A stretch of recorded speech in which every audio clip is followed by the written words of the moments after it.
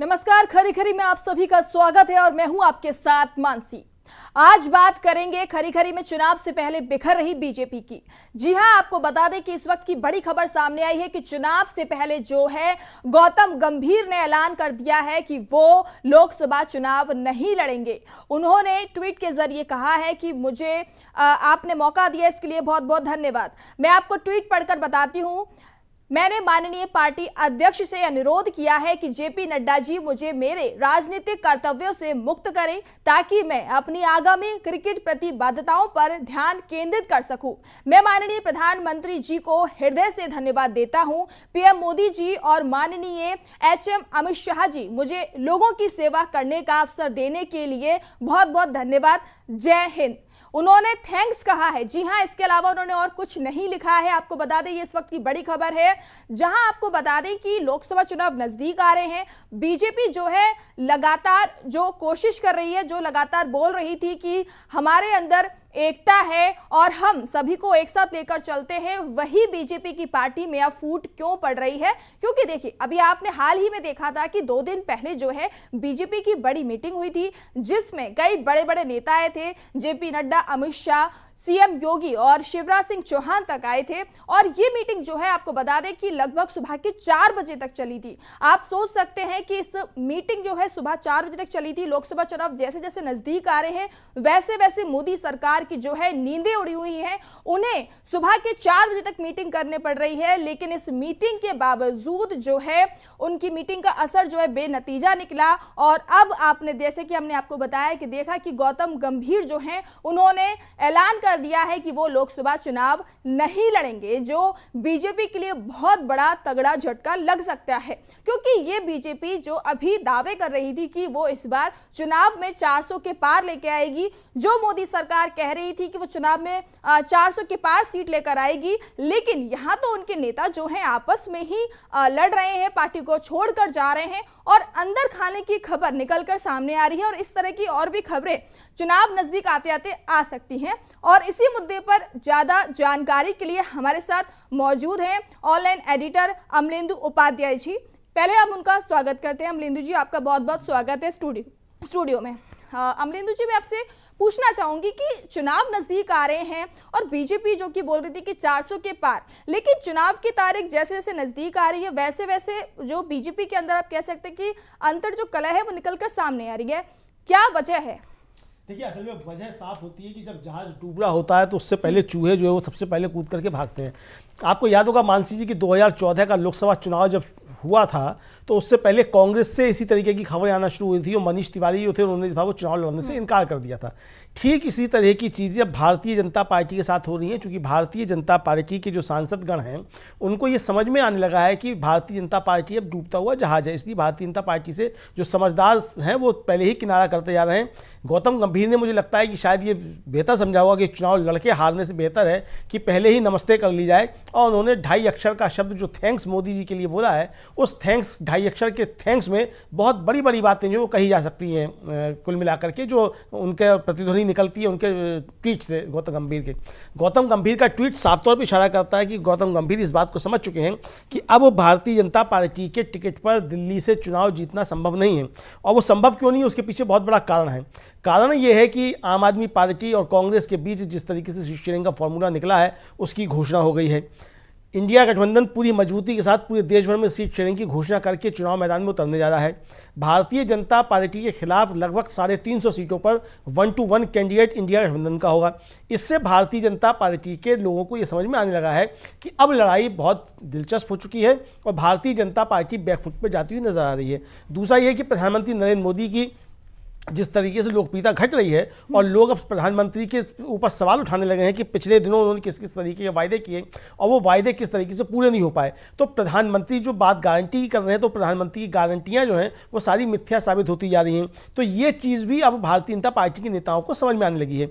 इसीलिए भारतीय जनता पार्टी के अंदर इस तरीके की घटनाएं बढ़ रही हैं। और मुझे लगता है कि जब तक घोषणा होगी चुनाव की या भारतीय जनता पार्टी की टिकट की सूची आ सकती है कि किसको टिकट दिया रहे, उससे पहले कई बड़े नाम जो है वो यहाँ भारतीय जनता पार्टी से ये घोषणा कर सकते हैं कि अब वो चुनाव नहीं लड़ने जा रहे हैं, या बहुत से लोग पाला बदल के दूसरे दलों में जा सकते हैं। तो ये घटनाएं इसकी तरफ साफ इशारा कर रही हैं कि भारतीय जनता पार्टी का ग्राफ तेजी से गिर रहा है, और उसको भारतीय जनता पार्टी के वो नेता अच्छे तरीके से समझ रहे हैं जो चुनाव में जाना चाहते हैं। मानसी जी, अमलिंदु जी, इस पर मैं आपसे सवाल पूछना चाहूँ, जैसे कि आपने कहा कि सीट के जो नाम हैं वो जल्दी घोषित हो सकते हैं या करने वाले हैं, लेकिन एक खबर ये भी निकलकर सामने आ रही है कि जो अभी 2 दिन पहले जो मीटिंग हुई थी वो लगभग 4 बजे तक चली थी, लेकिन इसके अंदर से ये बात निकलकर सामने आई थी कि जिन उम्मीदवारों के नाम लिखे थे उसमें गौतम गंभीर जैसे तमाम जो नेता हैं उनके नाम नहीं थे। तो इस वजह से देखा जा रहा है कि उनमें अंतर्कलह थी, तो शायद इस वजह से भी उन्होंने क्या मतलब पहले ही खुद वॉकआउट कर लिया है चुनाव से पहले।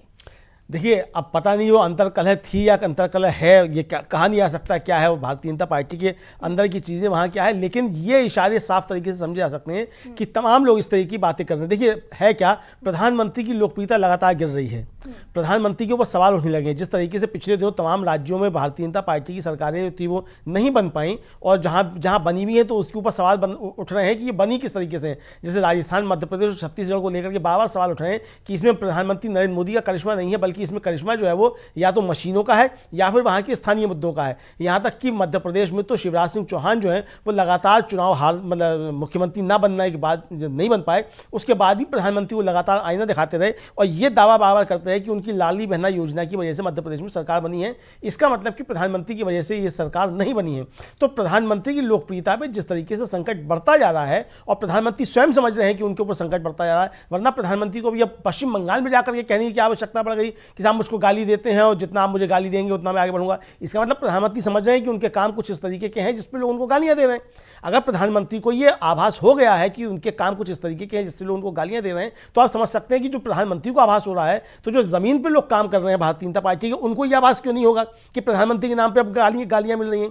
तो गौतम गंभीर इस बात को समझ चुके हैं कि प्रधानमंत्री के नाम पर अब गालियां मिलना शुरू हो गई हैं, और प्रधानमंत्री ही भारतीय जनता पार्टी का 2024 के लोकसभा चुनाव में चेहरा है। प्रधानमंत्री स्वयं इस बात की घोषणा कर चुके हैं, चाहे वो मन की बात में हो, चाहे लाल किले की प्राचीर से हो, कि मैं ही आऊँगा। तो जब वो ये घोषणा कर चुके मैं ही आऊँगा और किसी दूसरे को वहाँ अवसर नहीं है, प्रधानमंत्री के रहते हुए, नरेंद्र मोदी जी के रहते हुए किसी को अवसर नहीं है, तो दूसरे लोग भी फिर ये देखते हैं कि प्रधानमंत्री में क्या ये क्षमता बची है कि वो सरकार को रिपीट कर पाएँ। साफ सी बात है कि भारतीय जनता पार्टी के लोगों को ही अब लग रहा है कि प्रधानमंत्री के अंदर ये क्षमता नहीं बची है कि प्रधानमंत्री जो है वो भारतीय जनता पार्टी को 200 सीट तक भी लेकर के जा पाए।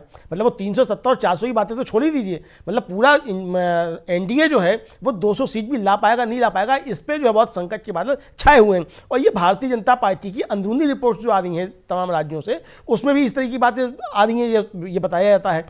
तो प्रधानमंत्री की लोकप्रियता जिस तरीके से कमजोर हो रही है, तो उसके बाद भारतीय जनता पार्टी जो तमाम सेलिब्रिटीज़ हैं उनके ऊपर दांव लगाना चाहती है, या फिर जो आयातित नेता हैं उनको उतारना चाहती है। हालांकि अभी भी 2019 का जो लोकसभा चुनाव हुआ उसमें भी उसने तमाम आयातित उम्मीदवारों को उतारा था, लेकिन अब भी जो है आप यानी इसका मतलब प्रधानमंत्री की सबसे बड़ी कमजोरी क्या है, वो यही कमजोरी है कि आप 10 सालों के अंदर आप 543 कैंडिडेट्स जो हैं वो भारतीय जनता पार्टी के मूल कैडर के तैयार नहीं कर पाए कि जिनको आप चुनाव मैदान में उतार सकें और जिनको आप उनके ऊपर दांव लगा करके लोकसभा चुनाव में जा सकें।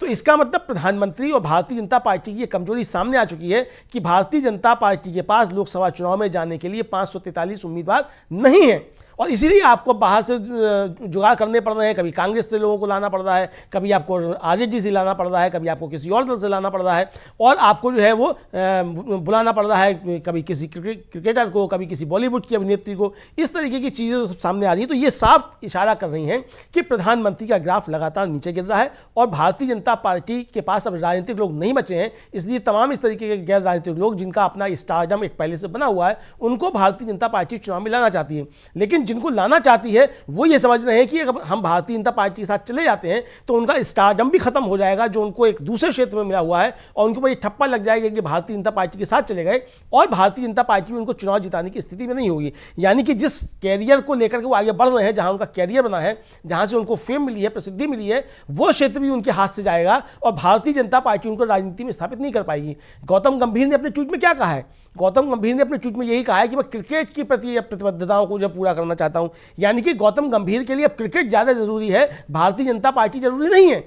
ये साफ साफ गौतम गंभीर कह रहे हैं। तो ये किसकी तरफ इशारा है? ये इसी की तरफ इशारा है कि प्रधानमंत्री नरेंद्र मोदी की लोकप्रियता अब खत्म हो गई है। भारतीय जनता पार्टी प्रधानमंत्री नरेंद्र मोदी के कंधों पर चढ़ करके 2024 का लोकसभा चुनाव नहीं जीत सकती है। ये जो है वो साफ तरीके से समझा जा सकता है। अमलिंदु जी, आपको रोकना चाहूंगी। इस वक्त की बड़ी खबर आपको बता दें कि 2024 लोकसभा चुनाव के लिए बीजेपी ने तेज कर दी है तैयारी। 6 मार्च को हो सकती है बीजेपी चुनाव समिति की अगली बैठक। जी हां, आपको बता दें इस वक्त की बड़ी खबर सामने आई है। लोकसभा चुनाव को लेकर होगी चर्चा। आपको बता दें कि बीजेपी जो है तैयारी करने में लगी हुई है। पीएम मोदी और गृह मंत्री अमित शाह भी होंगे इस मीटिंग में शामिल। आपको बता दें कि यह मीटिंग जो है 6 मार्च को होगी।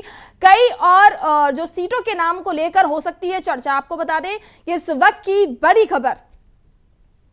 जी देखिए, ये बड़ी खबर जो आ रही है मानसी जी, हाँ। आप इसको इस तरीके से समझिए कि ये बड़ी खबर क्या है।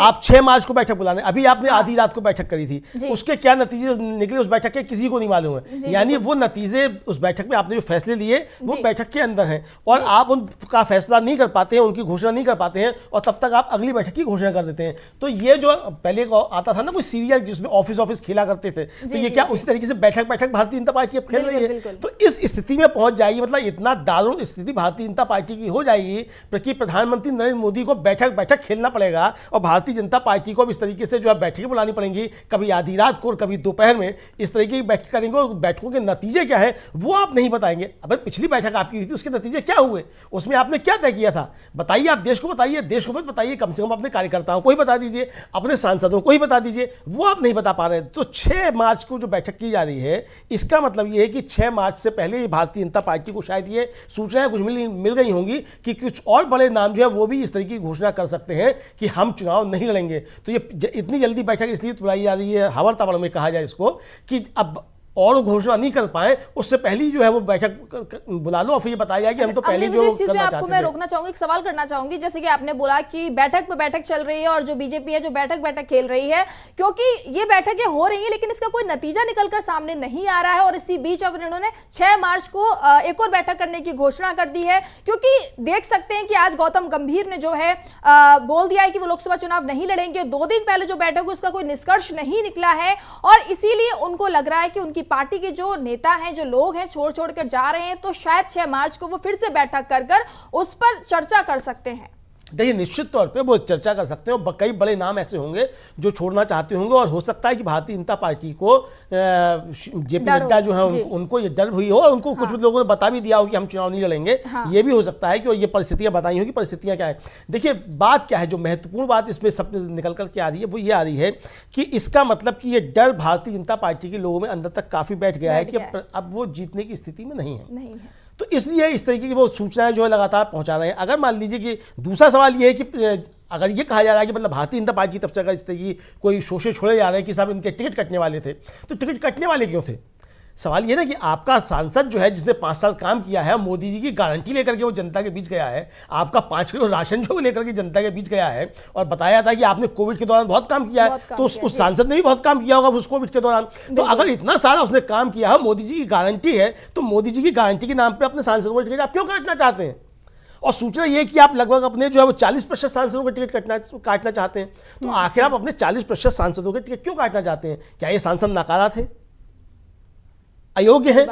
और अगर नाकारा और अयोग्य है तो आपने इनको पहले टिकट क्यों दिए थे? और अगर आप इसी आधार पर काट रहे हैं कि जीत नहीं सकते, तो सवाल आप खुद स्वीकार कर रहे हैं कि आप जीतने की स्थिति में नहीं है। यानी कि आप जो रणनीति तैयार कर रहे हैं उसमें सारे सवाल आपके ऊपर खुद खड़े हो रहे हैं।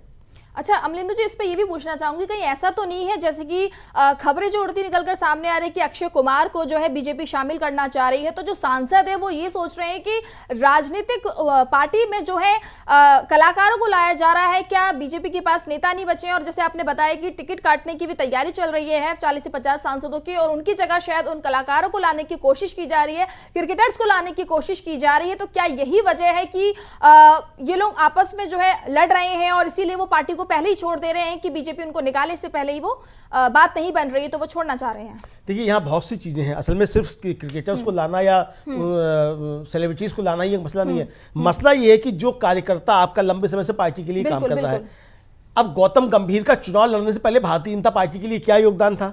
जी, सवाल उठेगा ना। बिल्कुल, भाई बिल्कुल। गौतम गंभीर को अगर आप क्रिकेटर की हैसियत से लेकर के आए जी। थे, तो आज उसकी अगर हैसियत कम हो रही है, तो वो एक क्रिकेटर के नाते उसकी हैसियत कम हो रही है, एक सेलिब्रिटी के नाते उसकी हैसियत कम हो रही है, या भारतीय जनता पार्टी के सांसद के रूप में उसकी हैसियत कम हो रही है, तो ये सवाल उठेंगे। तो ये सवाल इसलिए उठ रहे हैं कि आप जिन लोगों को लेकर के आ रहे हैं, इसका मतलब भारतीय जनता पार्टी ये स्वयं स्वीकार कर रही है कि उसके अंदर ये क्षमता नहीं है कि वो अपने कार्यकर्ताओं को चुनाव जिताने की स्थिति में हो। इसलिए आप बाहर से स्टारडम लेकर के आ रहे हैं, आप सेलिब्रिटीज को लेकर के आ रहे हैं, तो वो सेलिब्रिटीज एक तो उसकी कीमत वसूलेंगे। अब वो क्या क्या कीमतें हो सकती हैं, वो अलग अलग बातें हो सकती हैं। दूसरा ये कि भारतीय जनता पार्टी, देखिए मानसी जी आज इस स्थिति में जहाँ पहुंची है, जहाँ उसमें उसने इस तरीके की चीज़ें बहुत पहले से अपनाई हैं। या तो उसने तमाम साधु संतों को पहले चुनाव मैदान में उतारा, या फिर उसने जो था इसी तरीके के स्टार्स को लेकर के वो मैदान में उतरी। यानी पहले से ही भारतीय जनता पार्टी जो आगे बढ़ी है वो इसी तरीके की कलाबाजियों से आगे बढ़ी। इसको आप इस तरीके से समझे जा सकते हैं। उसमें उसका हिंदुत्व का मुद्दा, उसने कितना काम किया और कितना था उसकी योजनाओं ने काम किया, वो अलग बहस का मसला हो सकता है कि वो किस तरीके से आगे बढ़ी है, लेकिन उसने इस तरीके किया। मैं एक वीडियो देख रहा था पुराना काफी, जो है वो राजेश खन्ना जब नई दिल्ली से चुनाव लड़े थे लालकृष्ण अडवाणी जी के खिलाफ, उस समय का उनका एक छोटा सा क्लिप वीडियो वायरल हो रहा है। तो वो कह रहे हैं कि साहब देखिए, भारतीय जनता पार्टी ने सीता जी को भी चुनाव लड़ा दिया और रावण को भी चुनाव लड़ा दिया, राम को चुनाव नहीं लड़ाया। और वो राम आज तक चुनाव नहीं लड़ पाए हैं भारतीय जनता पार्टी के। तो ये जिस तरीके की चीज़ें, मतलब उस समय हालांकि राजेश खन्ना भी स्टार के जरिए ही, मतलब स्टार थे इसलिए राजनीति में आए थे, लेकिन कुल मिलाकर के जो भारतीय जनता पार्टी जिस तरीके से लेकर के आई थी तमाम स्टार्स को राजनीति में, तो ये उसकी एक जो थी वो बानगी है कि किस तरीके से लेकर आई। अभी भी पिछले चुनाव में भी उसने इसी तरीके का काम किया। हंसराज हंस को लेकर के आएगा क्या भाई, हंसराज हंस का क्या योगदान था भारतीय जनता पार्टी के लिए चुनाव लड़ने से पहले? तो इसी तरीके से सवाल है। मनोज तिवारी क्या योगदान था भाई, अगर चुनाव लड़े भी थे वो उससे पहले, तो उससे पहले समाजवादी पार्टी से चुनाव लड़े थे, वो भारतीय जनता पार्टी से लड़ नहीं थे।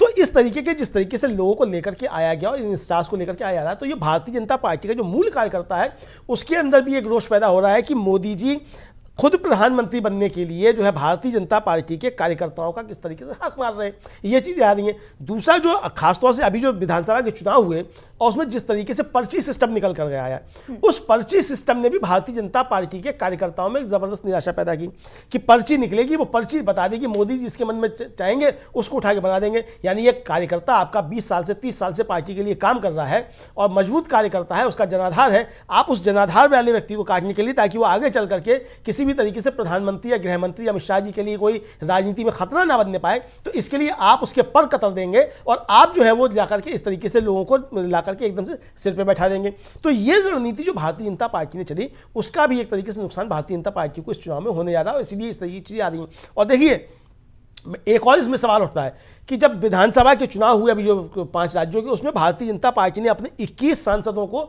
चुनाव मैदान में उतारा, जिनमें से 12 जीत करके आए और उन्होंने सबने फिर बाद में इस्तीफा दे दिया। 21 सांसदों को, मौजूदा 21 सांसदों को विधानसभा के चुनाव में उतारना, ये क्या संकेत देता है? बिल्कुल, ये जाहिर सी बात है कि भारतीय जनता पार्टी को ये पहले ही समझ में आ गया था, यानी कि विधानसभा चुनाव से पहले ही समझ में आ गया था कि इन सांसदों को भारतीय जनता पार्टी जिता करके नहीं ला सकती लोकसभा के चुनाव में, इसलिए उनको उतारा गया। और उनमें से कई लोग जो हार भी गए चुनाव। तो यानी जिस सांसद को आपने विधानसभा का चुनाव लाया, वो आपका सांसद जो विधानसभा का चुनाव हार जाता है, तो वो किस तरीके से लोकसभा के चुनाव में आप उसको टिकट देंगे? तो जिस रणनीति पे आपने विधानसभा चुनाव में काम किया था, वो रणनीति भी आपके लिए अब आकर के जो गले में फांस बन के जा रही है। आपके बड़े बड़े तमाम जो स्टारडम थे, जो बड़े केंद्रीय मंत्री थे या बड़े सांसद थे जो समझे जाते थे, वो आपने उनको मंत्री बना दिया वहाँ राज्यों में। अब दिया कुमारी हैं या राज्यवर्धन सिंह राठौर हैं, उधर नरेंद्र सिंह तोमर है, विधानसभा अध्यक्ष बन गए। तो इस तरीके से आपने इन सांसदों को जो ला करके उतारा, तो उसका भी परिणाम आपको भुगतना पड़ा। तो ये सब चीज़ें जो सामने आ रही हैं, तो ये एक निश्चित तौर पे ये भारतीय जनता पार्टी के कार्यकर्ताओं के अंदर एक ये निराशा है कि प्रधानमंत्री नरेंद्र मोदी चुनाव जिताने की स्थिति में नहीं है, इसलिए अब वो बाहर से लोगों को लेकर के आ रहे हैं। और उन स्टारडम्स की तरफ से भी अभी खबरें आने लग गई हैं कि वो भी अब चुनाव लड़ने से मना कर रहे हैं। गौतम गंभीर ही अकेले क्रिकेटर नहीं है जिन्होंने मना किया है, दूसरे एक क्रिकेटर और हैं युवराज सिंह, जिनके बारे में चर्चा चल रही थी कि युवराज सिंह पंजाब के गुरदासपुर से जो है वो भारतीय जनता पार्टी के टिकट पर चुनाव लड़ेंगे। और उनकी माता जी जो है वो अभी जो थी 2-4 दिन पहले ही जो केंद्रीय मंत्री हैं नितिन गडकरी जी, उनसे जाकर के मिली थी, ऐसी खबरें हैं। उसके बाद ये सब शुरू थी। आज सुबह उन युवराज सिंह ने भी जो है स्पष्ट घोषणा कर दी कि वो भारतीय जनता पार्टी से चुनाव नहीं लड़ने जा रहे हैं। ये देखिए उनका जी, मैं आपको बता देती हूँ पढ़ के, मीडिया रिपोर्टों के विपरीत मैं गुरदासपुर से चुनाव नहीं लड़ रहा हूं। मेरा जुनून विभिन्न क्षमताओं में लोगों का समर्थन करना है और उनकी मदद करना है, और मैं अपने फाउंडेशन के माध्यम से ऐसा करना जारी रखूंगा। आइए अपनी सर्वोत्तम क्षमताओं के साथ मिलकर बदलाव लाना जारी रखें। यानी कि गौतम गंभीर के बाद युवराज सिंह ने भी ऐलान कर दिया है कि वो लोकसभा चुनाव नहीं लड़ेंगे। अमलेंदु जी, ये हो क्या रहा है? लगातार बीजेपी जो रणनीति बना रही थी, लेकर आ रही थी लोगों को, नए नए लोगों को, और पार्टी तोड़कर भी अपने पास नेताओं को लेकर आ रही थी, लेकिन अब हो क्या रहा है कि आपस में ही अंतर्कलह चल रही है? उसके साथ क्या मुद्दों की कमी हो गई है क्या बीजेपी के पास? क्या हो रहा है बीजेपी? देखिए, मुद्दों की कमी तो है ही, लेकिन जो सबसे बड़ा कारण है, उसका बड़ा कारण यह है कि इंडिया गठबंधन में सीट शेयरिंग का फॉर्मूला तय हो चुका। जी। इंडिया गठबंधन ने अपने कई जगह प्रत्याशी भी घोषित कर दिए। उनकी सीट शेयरिंग कहाँ किस राज्य में किस तरीके से होगी, ये भी सामने आ गया। अब भारतीय जनता पार्टी को लगता है कि जो भारतीय जनता पार्टी विरोधी वोट है उसमें अब बिखराव नहीं होगा, और भारतीय जनता पार्टी विरोधी वोट लगभग 60% है जो इंडिया गठबंधन के साथ एकजुट है। भारतीय जनता पार्टी के साथ 37% वोट है, जो मतलब 2019 के आंकड़ों के हिसाब से अगर बात कर लें उस हिसाब से भी। तो अगर इंडिया गठबंधन के वोटों में बिखराव नहीं होता है तो भारतीय जनता पार्टी किस तरीके से इंडिया गठबंधन का सामना कर पाएगी, ये स्थिति लोगों की समझ में आ रही है। पंजाब भी उसी तरीके का राज्य है जहाँ इंडिया गठबंधन मजबूत है, और वहाँ भारतीय जनता पार्टी कहीं चुनाव में दिखाई नहीं पड़ेगी। गुरदासपुर की सीट जो है वो समझ में आ गया है युवराज सिंह को कि यहाँ से किसी हाल में चुनाव नहीं जीत सकते हैं भारतीय जनता पार्टी के सहारे, तो उन्होंने घोषणा कर दी मैं यहाँ से बिल्कुल नहीं लूँगा, आप करते रहिए कुछ भी। इसी तरीके से गौतम गंभीर ने देख लिया कि दिल्ली में आम आदमी पार्टी और कांग्रेस के बीच समझौता हो गया, और पिछली बार वोटों का बिखराव हुआ था, वो वोटों का बिखराव अब नहीं होगा। अगर वोटों का बिखराव नहीं होगा तो फिर गौतम गंभीर किस तरीके से चुनाव जीतेंगे, तो ये भी उनकी समझ में आ गया। तो ये बात तमाम लोगों को समझ में आती जा रही है। इसी तरीके से उत्तर प्रदेश में जितिन प्रसाद वो लड़ना चाहते थे, धौरहरा सीट जहाँ से वो पहले लड़ते रहे लोकसभा का चुनाव, वो वहाँ से लड़ना चाहते थे। उनको उठा करके बीजेपी ने वहाँ की जो एक कमेटी बनाई गई है उसका जो है वो सह संयोजक बना दिया, यानी कि वो भी अब जो है पीछे हट गए चुनाव लड़ने से धौरहरा से, वरना वो अपना पुश्तैनी सीट समझी जाती है, शाहजहाँपुर से लगी हुई है, सीतापुर जिले में आती है वो, तो वहाँ से वो लड़े हैं, और केंद्रीय मंत्री भी जब हुए थे तो वो वहाँ से चाहते थे। तो इसका मतलब वो भी वहाँ से पीछे हट गए, और उन्होंने वो स्वीकार कर लिया कि उस कमेटी में जाएं और चुनाव वो लोकसभा का नहीं लड़ें। तो आपके दिग्गज जिस तरीके से पीछे हट रहे हैं, अब सुना जाता है कि इसमें नाम राजनाथ सिंह का भी आ सकता है, सुना जाता है कि इसमें नाम नितिन गडकरी का भी हो सकता है, शिवराज सिंह का नाम भी इसमें सुना जाता है कि आता है, उनको विदिशा से ऑफर किया जा रहा है, और खबरें ये है कि उन्होंने कह दिया कि नहीं मैं मध्य प्रदेश छोड़ के नहीं जाऊंगा। अब मध्य प्रदेश छोड़ के नहीं जाऊंगा का मतलब क्या है भाई? मध्य प्रदेश में आप क्या करेंगे? आप वहां विधायक है मध्य प्रदेश में इस समय, आप सिर्फ आप वहाँ मुख्यमंत्री तो है नहीं। तो आप अगर लोकसभा में आते तो हो सकता है यहाँ केंद्र में मंत्री बनती, अगर सरकार बनती। तो अगर शिवराज सिंह चौहान भी जो है केंद्र में आने के लिए मना कर रहे हैं और लोकसभा चुनाव लड़ने के लिए ये कह रहे हैं कि मैं मध्य प्रदेश में रहना चाहता हूँ, तो समझा जा सकता है कि भारतीय जनता पार्टी के सामने कितना बड़ा संकट है। इसका मतलब शिवराज सिंह चौहान भी समझ रहे हैं कि मध्य प्रदेश से भारतीय जनता पार्टी की स्थिति अब नहीं है कि वो जाकर के वहाँ से, अब पिछली बार उसको जो 28 सांसद आ गए थे कि वो 28 के सांसद उसके वहाँ से चुनकर आए। तो ये सभी राज्यों में भारतीय जनता पार्टी के साथ इस तरीके की स्थितियाँ पैदा हो रही हैं, जिसमें भारतीय जनता पार्टी के बड़े नेता जो हैं अब वो ये सेफ मतलब जोन में जाना चाहते हैं कि भाई हम तो चुनाव लड़े ही नहीं थे, तो हारे तो मोदी जी के लोग हारे, और हार आई तो मोदी जी की हार आई। यानी कि अब मोदी जी इस स्थिति में पहुंच गए हैं कि भारतीय जनता पार्टी के लोग ये कहेंगे चुनाव के बाद कि भाई ये चुनाव भारतीय जनता पार्टी ने लड़ी थी, ये चुनाव तो मोदी जी लड़े थे, और हार हुई है तो मोदी जी की हुई है, भारतीय जनता पार्टी तो चुनाव लड़ी ही नहीं थी, उसकी हार कहाँ से होगी।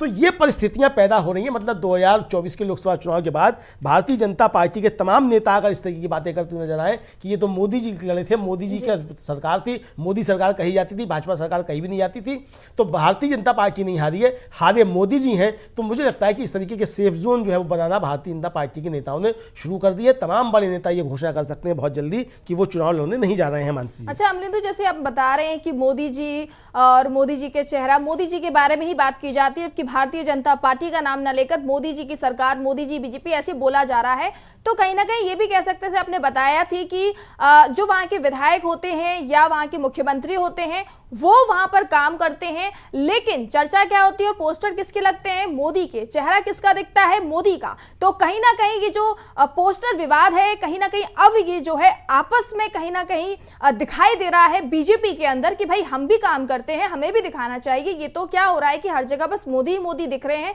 तो कहीं ना कहीं ये भी कारण हो सकता है क्या? देखिए, ये तो कारण है ही निश्चित तौर पे। भाई एक आदमी चुनाव लड़ा जी, और वो मतलब जो एक कॉन्स्टिट्यूंसी लोकसभा की होती है लगभग 15 लाख के आसपास होती है, 15 से 20 लाख के बीच में होती है, कहीं कहीं छोटी कॉन्स्टिट्यूंसी भी, लेकिन अब मतलब औसत निकाला जाए तो 15 लाख के आसपास की एक कॉन्स्टिट्यूंसी होती है जहाँ 15 लाख के आसपास मतदाता वोट देते हैं। 15 लाख लोगों के मतों से जीत करके आ रहा है व्यक्ति, भाई प्रधानमंत्री मोदी तो हर सीट पर नहीं लड़ रहे हैं ना, लड़ तो व्यक्ति रहा है चुनाव, जो प्रत्याशी है हार रहा है तो वो प्रत्याशी हार रहा है, जीता वो प्रत्याशी जीत रहा है, लेकिन काम सारे करेंगे वो मोदी जी ही करते हैं। तो उसका वो अपनी जनता के बीच में जाकर के क्या बताए। दूसरा ये कि आपको याद होगा कि 2019 का जो लोकसभा चुनाव हुआ था उससे पहले जालंधर के जो कांग्रेस के एक सांसद थे, उनका एक स्टिंग ऑपरेशन जो था वो बहुत वायरल हुआ था, और उस स्टिंग ऑपरेशन में वो कहते उसने जाते कि भारतीय जनता पार्टी के सांसदों से ज्यादा काम तो हम विपक्ष के लोग करा देते हैं, क्योंकि हम तो जाकर के दबाव बना के सरकार से तब भी काम करा देते हैं, भारतीय जनता पार्टी का सांसद तो अपनी बात कहीं कहने की स्थिति में है ही नहीं। तो यही स्थिति भारतीय जनता पार्टी के लिए आज उसकी गले की फांस बनती जा रही है। प्रधानमंत्री नरेंद्र मोदी के सामने या गृह मंत्री अमित शाह के सामने अपनी बात रखने की हिम्मत किस भारतीय जनता पार्टी के सांसद की है। इसी में आपको याद होगा कि एक बड़े अखबार के मालिक भी थे और वो भारतीय जनता पार्टी के सांसद भी थे, उनका एक जो था वीडियो बहुत तेजी से वायरल हुआ था उस दौरान, आपको खाली दुनिया में नहीं है इसलिए नाम लेना उचित नहीं है, जिसमें वो प्रधानमंत्री के सामने जो हाथ बांध के खड़े हुए हैं और तमाम सांसद बैठे हुए वो हाथ बांध के खड़े हुए अपनी कुछ बात कहने की कोशिश कर रहे हैं और सुन रहे हैं प्रधानमंत्री की बात।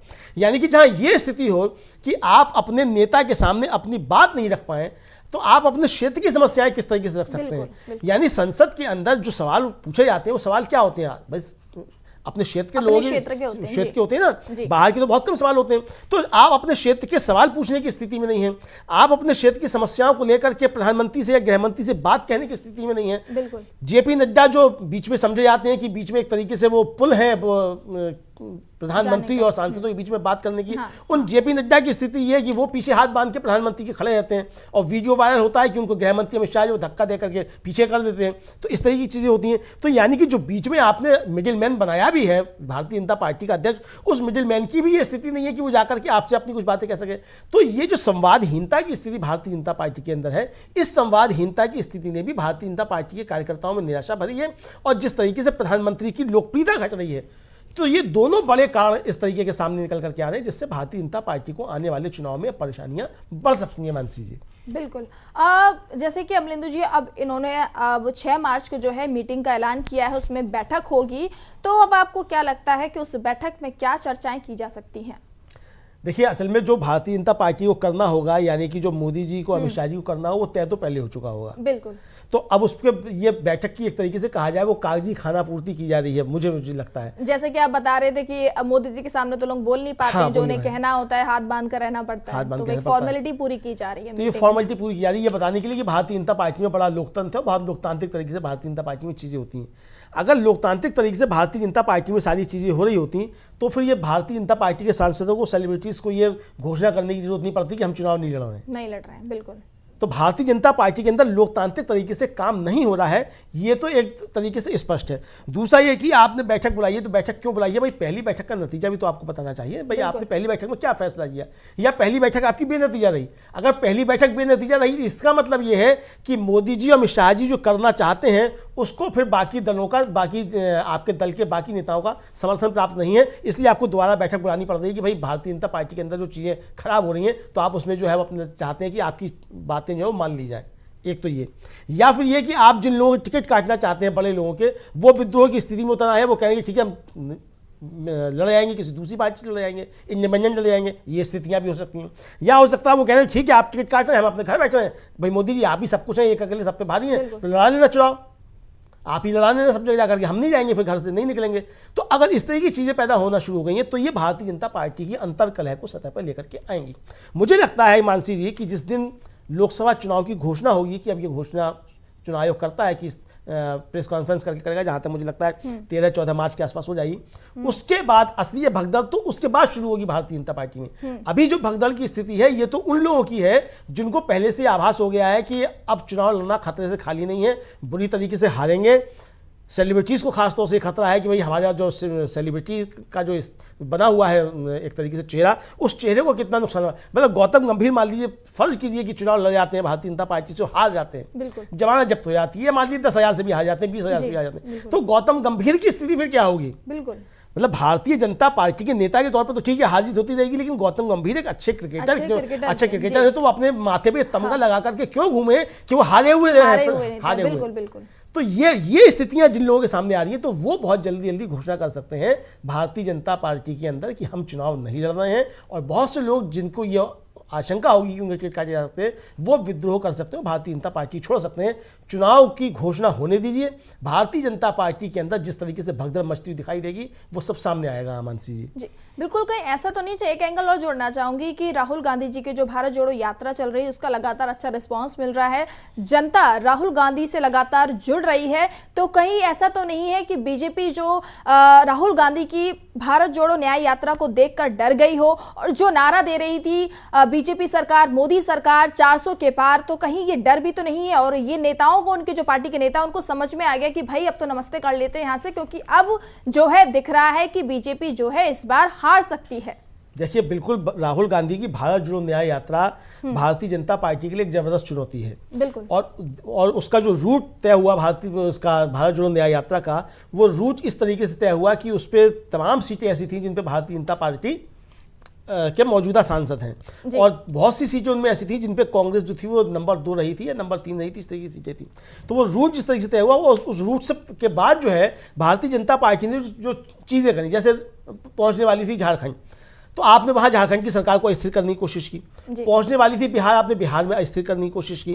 तो लेकिन उसको जिस तरीके से निपटा इंडिया गठबंधन ने, और उसके बाद राहुल गांधी जब पहुंचे, यानी धन्यवाद राहुल गांधी का पहले कार्यक्रम नहीं था जाने का, लेकिन नीतीश जी की पलटी मारने के बाद राहुल गांधी का धनबाद में कार्यक्रम बनता है और तेजस्वी यादव राहुल गांधी की जीप को ड्राइव करते हैं। और जिस तरीके से वहां जन समर्थन होता है राहुल गांधी को, और जिस तरीके से भीड़ उमड़ती है, उससे भारतीय जनता पार्टी की आंखें खुली की खुली रह जाती हैं कि किया क्या था, हो क्या गया। तो ये समझ में आने लगा। इसी तरीके से झारखंड में जो चंपई सोरेन के साथ राहुल गांधी की जनसभा होती है, उसमें जिस तरीके से जन समर्थन राहुल गांधी को मिलता है और भीड़ जबरदस्त तरीके से उसमें उत्साह दिखाया जाता है। महत्वपूर्ण बात यह है कि राहुल गांधी की सभा में भीड़ जो है वो ट्रकों से ढो करके नहीं लाई जा रही है, वो 500 रुपया या पूरी का पैकेट देकर के वो भीड़ नहीं लाई जा रही है। लोग स्वतः स्फूर्त आ रहे हैं और देर देर तक इंतजार कर रहे हैं। इसी तरीके से तेजस्वी यादव की वहाँ जो जन विश्वास यात्रा निकली, और वो कल जो उसका समापन होना है पटना में, जबरदस्त रैली एक वहाँ होने जा रही है। उसमें शायद राहुल गांधी, मल्लिकार्जुन खड़गे, दीपांकर भट्टाचार्य, सीताराम येचुरी, लालू प्रसाद यादव, ये सब वहाँ उसमें होंगे। और एक तरीके से कहा जाए वो महागठबंधन की रैली, कि वो महागठबंधन वहाँ इंडिया गठबंधन जो है वो महागठबंधन वही है, तो उसकी भी रैली है, तो उसका भी असर देखने को मिलेगा। तेजस्वी यादव की जनसभाओं में जिस तरीके से रात के 3-3 बजे तक जो है भीड़ इंतजार करती है और जबरदस्त तरीके से उनका स्वागत होता है, तो ये सब भी चीज़ें। उत्तर प्रदेश में जब ये भारत जोड़ो न्याय यात्रा आई और आगरा में जब अखिलेश यादव उसमें शामिल हुए, उस समय लोगों का उत्साह देखने के लायक था, देखने लायक था। तो और भारतीय जनता पार्टी के लिए ये जो थी, खतरे की घंटी लगी कि ये तो बहुत ज़्यादा खतरे की घंटी है। और उत्तर प्रदेश जिससे वो समझ रहे थे कि यहाँ तो बहुत आसान है, 80 की 80 सीटें हम जीत लेंगे, उस उत्तर प्रदेश से भारतीय जनता पार्टी के लिए मुश्किलें पैदा हो रही हैं। वहाँ आप अपने सहयोगियों को एकजुट नहीं कर पा रहे हैं। आप जिन छोटे छोटे दलों को लेकर के आए थे, तो आप उनको जो है वो बता रहे हैं कि आप जो है उनको कितनी सीटें देंगे और क्या देंगे। अब ये चर्चा आ रही है मानसी जी कि घबराई हुई भारतीय जनता पार्टी उत्तर प्रदेश में मंत्रिमंडल का विस्तार कर सकती है। हाँ।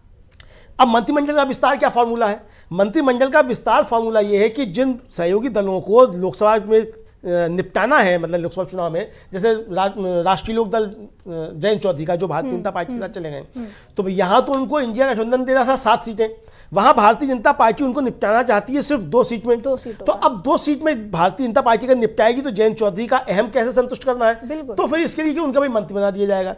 ओम प्रकाश राजभर मांग रहे हैं 3 सीटें, आप देंगे उनको 1 सीट जो चर्चा चल रही है, तो ठीक है, उनको भी मंत्री बना दिया जाए। इसी तरीके से संजय निषाद की पार्टी है, निषाद पार्टी, उसको लेकर के है, अनुप्रिया पटेल की पार्टी को लेकर के है। तो ये सारी चीजें जिस तरीके जरूरी, तो अब समझा ये जा रहा है कि इधर तो मंत्रिमंडल का उत्तर प्रदेश में विस्तार होगा और इधर इंडिया गठबंधन के जो सहयोगी दल हैं उनके अंदर फूट पड़ेगी। बिल्कुल। तो ये भारतीय जनता पार्टी के लिए सामने बड़ी चुनौतियां सामने आती जा रही हैं। तो प्रधानमंत्री समझ नहीं पा रहे हैं तो आखिर करें तो करें क्या? ये स्थिति जो है वो सोशल मीडिया पे बार बार जारी होता है ना, टीजर सा जो है, क्योंकि आप देख सकते हैं कि लगातार राहुल गांधी की जो है भारत जोड़ो न्याय यात्रा जो है, लगातार उसका रिस्पांस काफी अच्छा मिल रहा है। और जो तस्वीरें आपने बताई कि तेजस्वी यादव जो जीप चला रहे थे वो भी काफी आई थी, और जब वो आगरा में उन्होंने रैली को संबोधित किया था तो अखिलेश यादव के साथ में उनकी तस्वीरें काफी लोगों को पसंद आ रही थी। और जो जन सैलाब था वो पैसे देकर नहीं बल्कि खुद आया था उनसे मिलने के लिए। तो कहीं ना कहीं बिल्कुल आप कह सकते सकते हैं कि बीजेपी को ये डर है कि जिस यूपी को लेकर वो एकदम निश्चित थे कि वहां से तो वो 80 के 80 सीटें जीत कर आएंगे, लेकिन राहुल गांधी की यात्रा को देखने के बाद अब बीजेपी भी जो है डर गई है और डर की स्थिति पैदा हो रही है। और जैसे कि आपने शुरुआत में बोला था कि जब जहाज डूबता है तो चूहे पहले निकल कर भागते हैं, और शायद यही बीजेपी के अंदर हो रहा है कि बीजेपी हारने की कगार पर है। इससे पहले ही जो उनके नेता हैं वो निकलना शुरू हो गए हैं। देखिए बिल्कुल यही स्थितियां हैं। और दूसरी बात यह है कि प्रधानमंत्री उत्तर प्रदेश को लेकर तो यहाँ बहुत ज़्यादा दिक्कतें हैं प्रधानमंत्री के सामने, भारतीय जनता पार्टी के सामने, उत्तर प्रदेश में खास तौर से। और वो दिक्कतें क्या हैं? वो दिक्कतें ये है, एक तो पहली दिक्कत तो यही है कि ये समन्वय किस तरीके से हो लोगों के अंदर। इधर आप उत्तर प्रदेश से ही सूचना है कि आप उत्तर प्रदेश के कम से कम 30 से 35 सांसदों के टिकट काटेंगे, जिस तरह की घोषणा, मतलब खबरें कटेंगे या नहीं कटेंगे, हाँ। या भारतीय जनता पार्टी अब दबाव में आ जाएगी, सेलिब्रिटीज जिस तरह से घोषणा कर रहे हैं, तो हाँ, ये लगेगा भारतीय जनता पार्टी को ऐसा तो नहीं है कि ये मैसेज उल्टा जा रहा हो कि सेलिब्रिटी को बुलाने की जगह हम अपने पार्टी में लोग चले जाएं। तो ये जो संकट की स्थिति पैदा हुई है भारतीय जनता पार्टी के सामने, हो सकता है ये 6 मार्च की बैठक जो इसलिए बुलाई गई हो कि भाई इस संकट से कैसे निपटा जाए, कि ये उल्टा संदेश तो नहीं जा रहा है। तो यहाँ प्रधानमंत्री के सामने और ज्यादा दिक्कत है उत्तर प्रदेश में।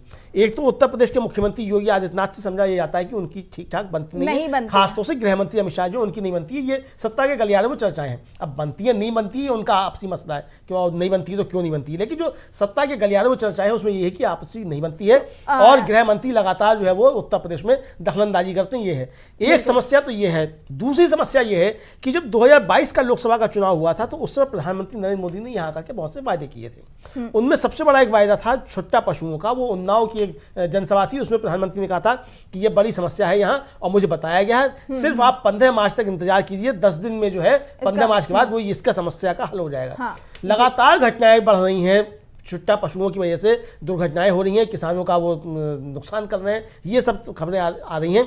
ये अब फिर मसला बनता हुआ उत्तर प्रदेश में नजर आ रहा है। जी अमलेंदु जी, सर बोलना चाहूंगी, आपने जैसे कि बोला कि किसानों के साथ में जो छुट्टा जो बोल रहे थे कि आप पशुओं की समस्या थी जिसका समाधान करने के लिए मोदी जी ने कहा था, लेकिन अभी किसानों के साथ साथ नहीं, लगातार ऐसी सोशल मीडिया पर और ऐसी खबरें भी लगातार आप आए दिन देख सकते हैं कि इन पशुओं की वजह से जो सड़क पर चलते हैं अब उन लोगों के लिए भी ये खतरा बनते जा रहे हैं। कई लोगों की जान भी गई है, ऐसी लगातार तस्वीरें भी सामने आ रही हैं। देखिए बिल्कुल, और ये सिर्फ किसानों का मसला नहीं है, किसानों का नहीं रह गया, बिल्कुल बिल्कुल अभी और भी लोगों का और आम जनता का मसला है। किसान की तो समस्या सिर्फ ये है कि भाई उसका वो अनाज खा जाते हैं, लेकिन जो सड़कों पे एक्सीडेंट हो रहे हैं, बिल्कुल मालूम पड़ता है कि गाड़ी आपकी जो हाईवे पे जा रही है 100 की स्पीड से 120 की स्पीड से, और सामने से मालूम पड़ता है एक छुट्टा पशु जो सामने से निकल जाता है और गाड़ी का एक्सीडेंट हो जाता है। तो इस तरीके की जो घटनाएं लगातार हो रही है, तो ये भी एक बड़ा समस्या है और ये सरकार की नीतियों की वजह से हो रहा है। तो इसको लेकर के जिस तरीके से आप सवाल उठना शुरू हुए हैं, तो ये फिर मुद्दे बन रहे हैं। यानी कि बहुत से तमाम स्थानीय मुद्दे जिनको प्रधानमंत्री नरेंद्र मोदी ने विधानसभा चुनाव के दौरान उत्तर प्रदेश में दबा दिया था अपनी गारंटी देकर के, ये मोदी की गारंटी है, तो वो मोदी की गारंटियां अभी तक पूरी नहीं हुई हैं, तो उन गारंटियों पे सवाल है। तो प्रधानमंत्री के सामने यहाँ बहुत सी दिक्कतें हैं, तो इसलिए जो है ये संकट भारतीय जनता पार्टी के सामने बढ़ते जा रहे हैं। और मुझे लगता है कि जिस तरीके से गौतम गंभीर ने 2.5 अक्षर का जो, मतलब 2.5 अक्षर का शब्द तो ये भी होता है कि कबीर का तो है कि 2.5 अक्षर प्रेम का पढ़े जो पंडित हो, लेकिन यहां 2.5 अक्षर प्रेम का जो थैंक्स बोल दिया है गौतम गंभीर ने, उस 2.5 अक्षर के थैंक्स में उन्होंने पूरी भारतीय जनता पार्टी को टाटा बाय बाय का रास्ता बता दिया है और प्रधानमंत्री से भी कह दिया है कि मोदी जी अब आपका भी देश को थैंक्स बोलने का समय आ गया है, नमस्ते हम तो चलते हैं। बिल्कुल बिल्कुल आपने बिल्कुल सही कहा कि 2.5 अक्षर के जो शब्द का मतलब कई ज़्यादा है, कहने को ये 2.5 अक्षर थे, लेकिन इसके मायने बहुत बड़े हैं। अंदर खाने की खबर निकलकर पूरी सामने आपको कुछ दिनों बाद निकल कर आई जाएगी, क्योंकि लगातार दिख ही रहा है कि जो बीजेपी के जो लोग हैं, जो नेता हैं, वो लगातार मोदी सरकार की रणनीति से परेशान चल रहे हैं। अंदर खाने की खबर निकलकर लगातार सामने आ रही है कि बीजेपी जो है चुनाव से पहले बिखर रही है। क्यों बिखर रही है इसका कारण आप भी समझ रहे होंगे, हम आपको लगातार बता ही रहे हैं कि क्या क्या कारण है। अमलेंदु जी ने आपको बताया कि किस तरीके से जो है अंदर खाने में क्या चल रहा है और क्यों जो सांसद हैं, जो नेता हैं, वो लगातार पार्टी छोड़ रहे हैं, क्योंकि जिस तरीके से राहुल गांधी की जो यात्रा है उसको जनता पसंद कर रही है और देख रही है कि अब उनको भी बदलाव चाहिए। हमने बहुत दिनों तक झेल लिया, अब नया कुछ चाहिए उनको। तो कहीं ना कहीं बीजेपी इस चीज से डर रही है, क्योंकि जैसा कि अभी अमलिंदु जी ने बताया कि यूपी में मोदी जी ने कई जो वादे किए थे, जैसे कह सकते हैं कि छुट्टा पशुओं की जो कह सकते हैं मांग थी किसानों की कि उनकी जो फसलें वो खराब कर देते हैं, उसके लिए मोदी जी ने कहा था कि हाँ हम उसका समाधान करेंगे, लेकिन अभी तक उसका समाधान नहीं हुआ है, बल्कि ये समस्या और भी ज्यादा विकराल और भी ज्यादा बड़ी होती जा रही है, क्योंकि अब ये पशु जो हैं हाईवे पर दिख जाते हैं और लगातार ऐसे एक्सीडेंट सामने आते रहते हैं, लगातार ऐसी घटनाएं होती रहती हैं। तो कहीं ना कहीं जो बीजेपी जो है इस बार अपने आप को हारता हुआ देख रही है, और जिसके कारण जो है लोकसभा चुनाव से पहले जो है बीजेपी में अंदर के जो लोग हैं, जो अंदर खानी खबर सामने आ रही, लोग छोड़कर पार्टी को जा रहे हैं। जी बिल्कुल, और ये सब खबरें आ रही हैं और ये सब इसी तरह इशारा कर रही हैं कि भारतीय जनता पार्टी के अंदर अब काफ़ी जो है वो मामला अब खराब होता जा रहा है, और स्थितियां भारतीय जनता पार्टी की, मतलब कहा जाए प्रधानमंत्री नरेंद्र मोदी के हाथ से अब स्थितियां बाहर निकलती आ रही हैं। प्रधानमंत्री के सामने दो संकट हैं, एक तो भारतीय जनता पार्टी के अंदर भी है, उनको अपना वर्चस्व बना के रखना है, यानी जो बड़े स्टालवर्ट्स हैं, जो बड़े शत्रप हैं और जो बड़े नेता हैं भारतीय जनता पार्टी के, जो कई मायनों में देखा जाए प्रधानमंत्री से ज़्यादा सीनियर भारतीय जनता पार्टी की अंदरूनी राजनीति में, क्योंकि प्रधानमंत्री नरेंद्र मोदी का अगर देखा जाए कि एक तरीके से कैरियर जो तो गुजरात का मुख्यमंत्री बनने के बाद शुरू होता है, बिल्कुल मतलब उस श्रेणी में वो बड़े नेताओं की श्रेणी में 2002 में आते हैं, लेकिन उससे पहले से लोग जो बड़े नेता हैं, वो चाहे राजनाथ सिंह हो, चाहे वो नितिन गडकरी हो, चाहे वो शिवराज सिंह चौहान हो, इस तरीके के तमाम लोग हैं जो प्रधानमंत्री से ज़्यादा बड़े नेता रहे हैं एक समय में, तो उनको किस तरीके से भारतीय जनता पार्टी में दबा के रखा जाए और प्रधानमंत्री नरेंद्र मोदी अपना वर्चस्व कायम रखें। एक संकट प्रधानमंत्री के सामने ये है, जो कि उनके सीट जो बंटवारा होगा, उनका मतलब जो